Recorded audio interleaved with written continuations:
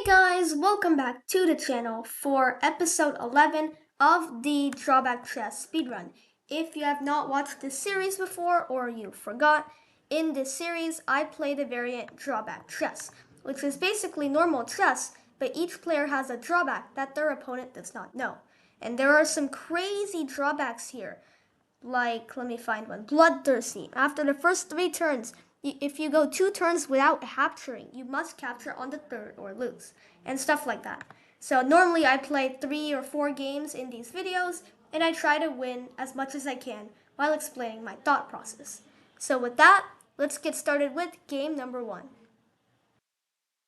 Alright, game number 1, we have the white pieces against sleepy white elephant, and our drawback is comfort zone. If you can move to f5, you must. Okay, so this is a very interesting drawback because basically it only affects one square, which usually doesn't happen. Usually your drawback is like you can't move to the rim, or you have to move closer to the opponent's king, stuff like that. It's going to affect a lot of squares, but this one, it's only going to affect f5, which I wonder if it's always f5 or if it's just f5 for this drawback, but it's like re-randomized each move or something. But anyways, let's see what our opponent plays. Okay, they go e5. Let's go knight f3. So let's see what my opponent does. Knight c6 probably, and then bishop c4. And I'm gonna have to play this a little bit more reserved than normal, because if I go like f4, f5, then my opponent's gonna be stuck there forever. Or I guess if I can move out of f5, it's not going to be stuck there forever. But let's just play a normal Italian game for right now. Takes, bishop to b4, knight c3. The theory here is knight takes e4. I have a video on this if you guys want to see it. Italian game theory. This is the most sharpest line in all of chess, or so they say. Bishop takes c3 is the move here. All right. d5, bishop f6 is the best move. But let's see. Wow, my opponent finds it. And now rook e1, knight to e7 is the move.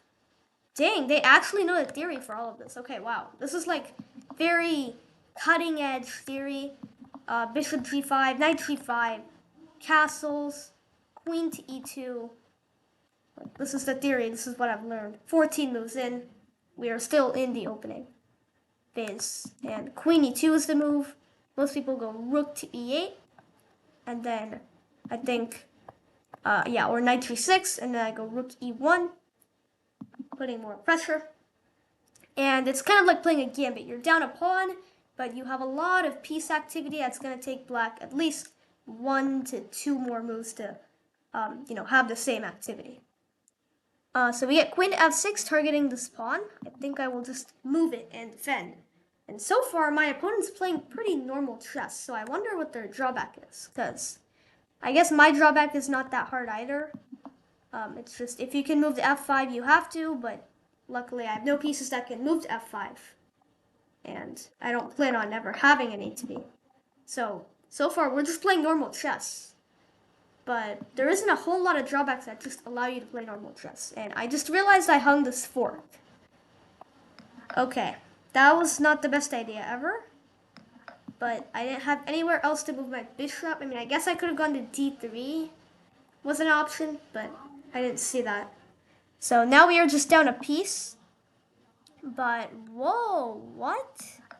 He offers a queen trade, but after the knight takes, my rook can take that for free. So is my opponent just blundering a knight, or was that related to a drawback? I'm not actually sure. I do want to take this pawn, and normally it would be free. But if my opponent just like plays rook here or something, for example, then I have to go to f5, which would be horrendous. So let's just go knight e5 instead. Target the bishop. And okay, we get bishop to e6. Pretty normal stuff. I think I will go, well, if I go f4, f5 is going to be forced. So let's go f3 and then bring the king in, because we are in the end game now. All right, the rook is trying to get in, which makes sense. That's probably what I would play too. I want to go knight c6, but the rook is controlling that. So I guess we will just bring the king. Oh, wait, there's rook c2 winning a pawn, which I missed. But it's fine. We are only down one pawn, assuming that he actually takes it. Yep. And oh, I could have actually gone knight c6 here. I'm not sure why I didn't. His rook moves out of the way because this pawn is now defended. So where do I move my knight? I guess I can go here. If he wants to trade, then I'm okay with that. He does trade, so now this pawn is going to fall. But luckily, he can take this pawn. I guess we will... Do I want to give a check? I don't know. I'm just going to take the pawn. Yeah, we're going to lose the g2 pawn and the h2 pawn, which is not the best. But, oh, I have to move to f5. Oh, so if he had taken here, then I would have had to move my rook to f5. So that would have been really bad. Am I getting checkmated here? Oh, no. I think I'm getting checkmated. Because wherever I move, rook here is going to be checkmate. I'm just hoping he has some drawback that doesn't allow me to take. Because if he doesn't, then that's just checkmate. So maybe he can't take my king? Hopefully? Ah, he could. Alright, with that, we do lose the first game, but I want to see what my opponent's drawback was. Queen B. Once you capture with the queen, you can no longer move queens.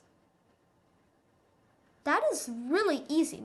As you can see on the chart, my opponent's drawback is like the easiest it can be because there's no drawbacks that are like here. I think the first one's like here or something. And mine was apparently medium. I thought my drawback was pretty easy. It would be like here. But apparently it's close to medium. But okay, let's see. Where was the queens traded? The queens were still here. So basically, all you need to do for this drawback is just trade the queens.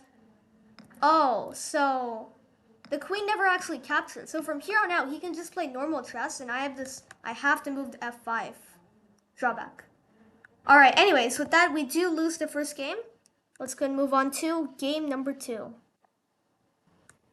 All right, game number 2. This time we have the black pieces against the same opponent, so we might have some trouble winning this game, but let's see. And our drawback is cheerleaders. Your non-pawn pieces can only capture if they're adjacent to one of your pawns. Okay, so I guess our pieces are cheerleading the pawns. That's what this cheerleader is supposed to represent. But we'll see what my opponent plays.